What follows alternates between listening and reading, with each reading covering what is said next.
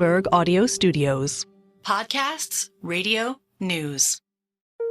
When Sandeep Maganti first moved to the U.S. from India for college, he had a passion for technology and a laser focus on the future. I was a teenager that was hoping to build a whole new life and whole new career and trying to see where my luck or all my hard work takes me at that point.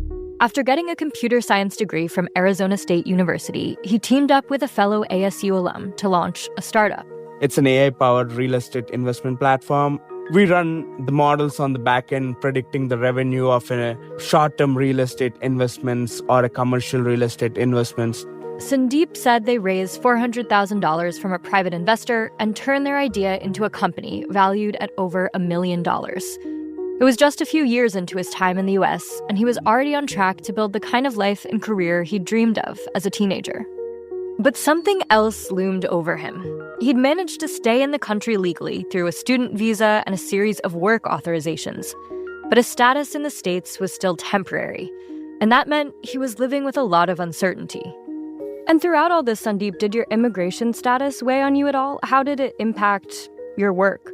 So that's been the whole problem. You can't have a solid decisions or anything solid till you have your immigration plan solid, because you can't buy a house or you can't build a business or you can't do whatever you're looking for in your life. It's not something you can be stable on. It impacts in every decision that you're making in your life.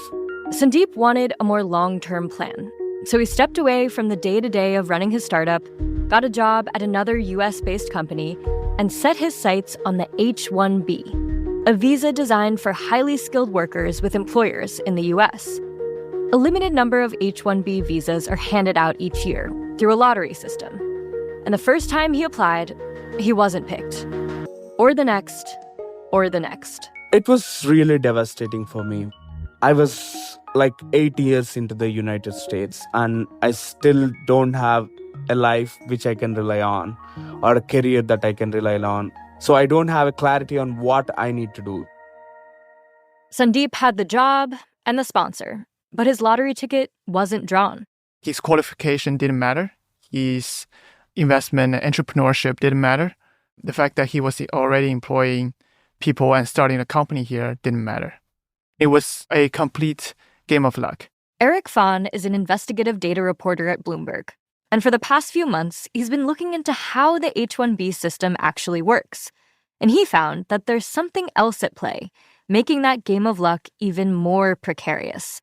And it's stacking the deck against workers and employers who seem to be doing everything right. Today on the show, a Bloomberg investigation reveals how companies have been exploiting loopholes to game the H-1B system, and what that could mean for hundreds of thousands of visa hopefuls.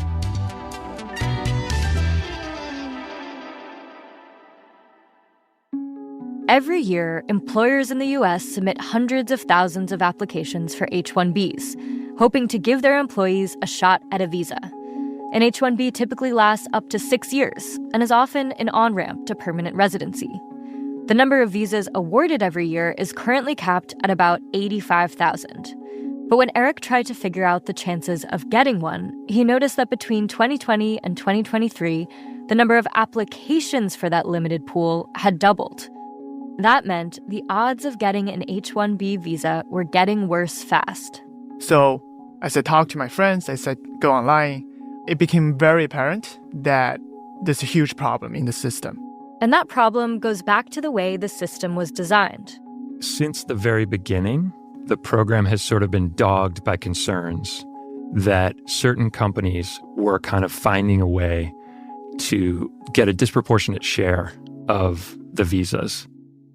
That's Bloomberg investigative reporter Zach Miter. He says the flaws in the system trace back to the way the H-1B program was set up, in response to pressure from tech companies that started building in the 1980s. Employers in the U.S. were telling Congress, we can't get enough workers in certain fields, especially kind of high-tech fields.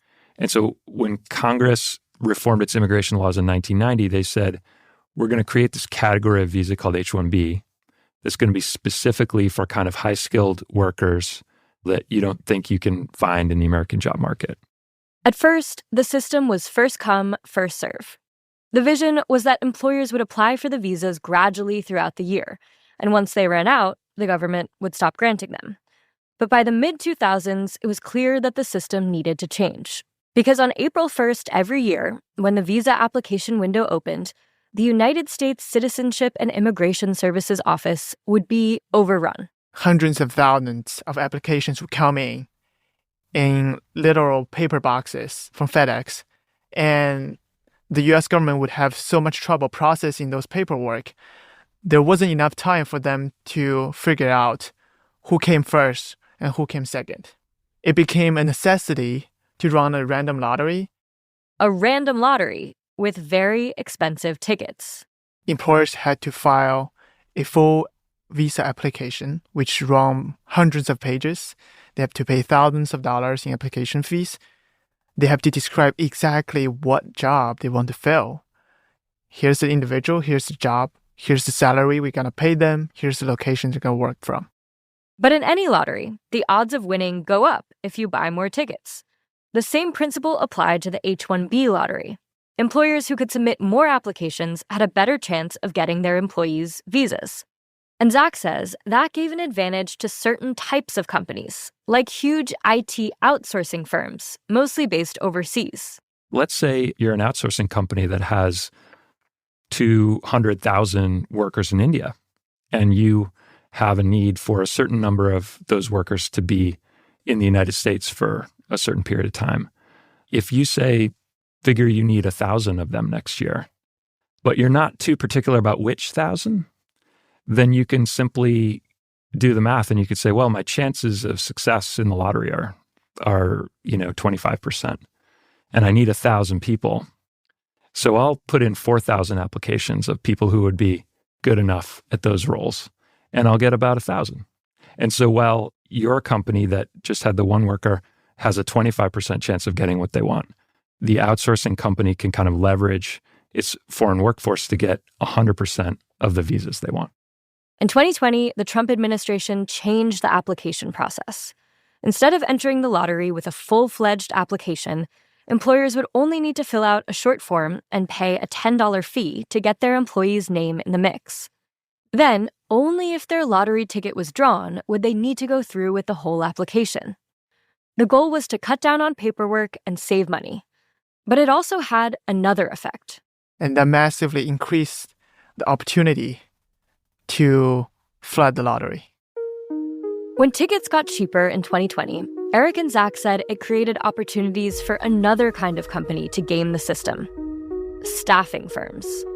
These firms essentially work as middlemen, recruiting foreign workers and connecting them with contract jobs at US-based companies. And part of their pitch is that they can get you an H-1B visa because of how adept they've become at gaming the system. The new opportunity worked like this.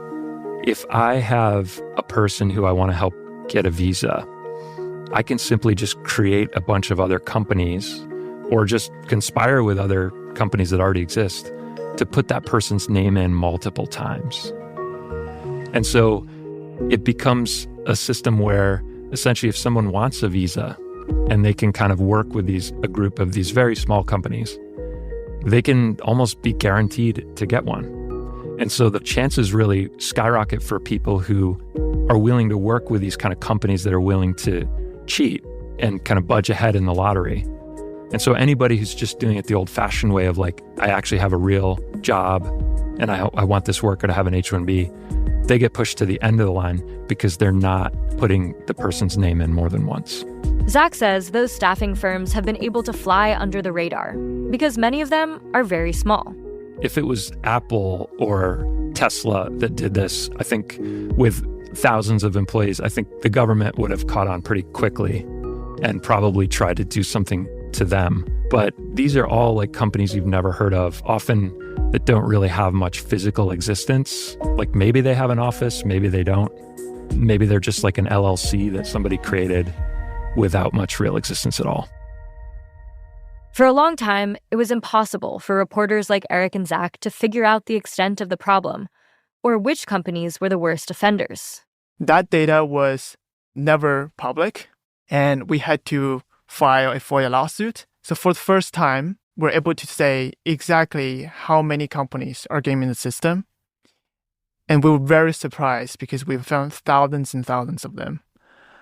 And it became immediately clear that these staffing companies have sometimes 99%, 100% of their entries are these multiple entries, as compared to a regular company such as Apple, Google, would usually have less than 5%. There are legitimate reasons for someone to have multiple applications entered on their behalf, say if they have competing offers from several companies to sponsor them. But those situations are uncommon. So when Eric found these instances in which 100% of a company's applicants were being entered multiple times, the stat was striking. I thought there was a problem, but it was so much worse than I imagined. And it turned out almost half of all the visas that were approved last year went to either outsourcing or staffing companies. Meaning, for most of the folks who study and live and work in the US, who have a job offer from one of the top companies like Google and Tesla, they're losing out. So Eric and Zach identified the biggest H-1B cheaters. The question was, would anything be done to stop them? That's after the break.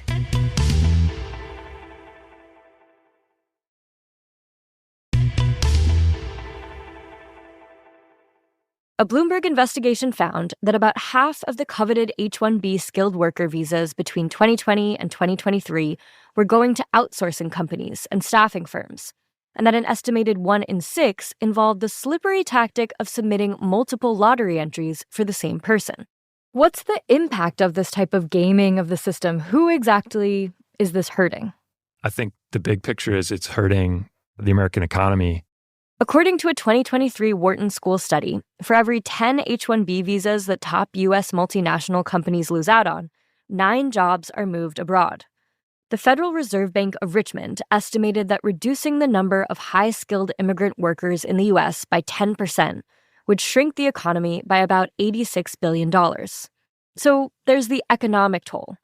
There's the toll on H-1B hopefuls who are competing in a lottery that's rigged.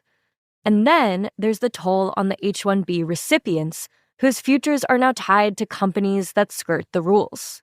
So I've interviewed a number of workers and former workers at these staffing companies, and what they told me was they usually knew full well that staffing companies pay them very little, and there was no job security, and they often had to sign contracts that forbid them from leaving the company for years.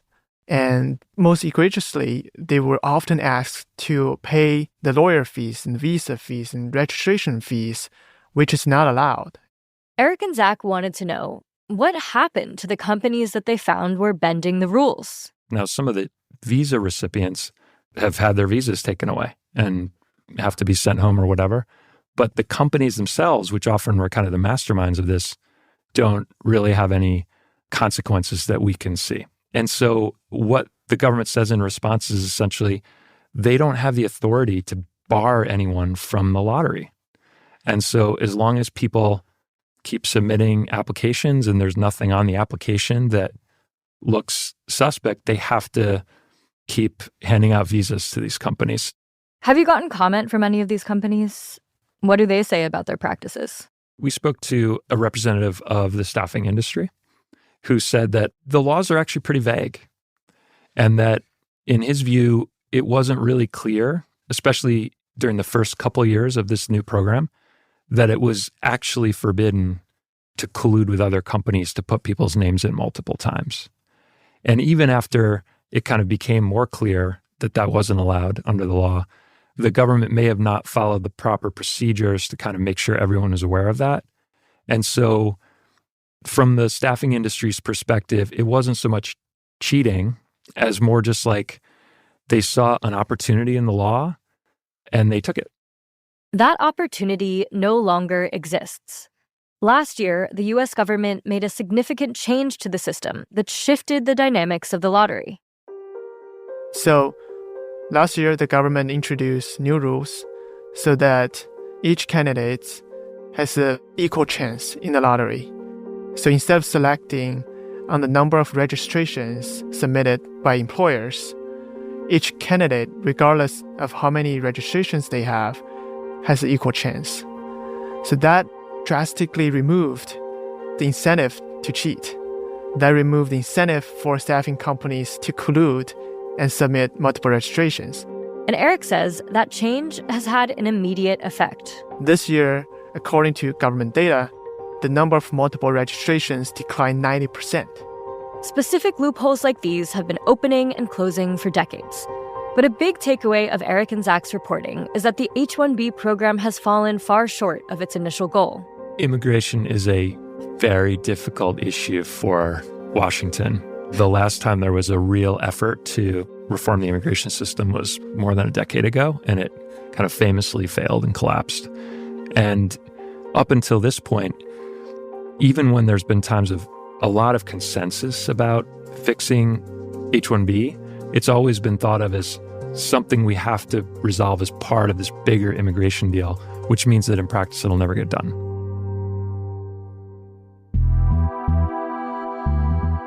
This is The Big Take from Bloomberg News. I'm Sarah Holder.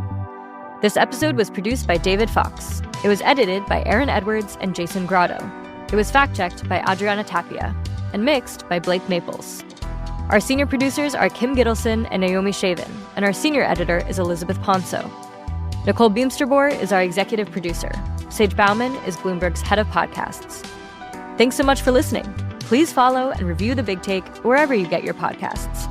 It helps new listeners find the show. We'll be back tomorrow.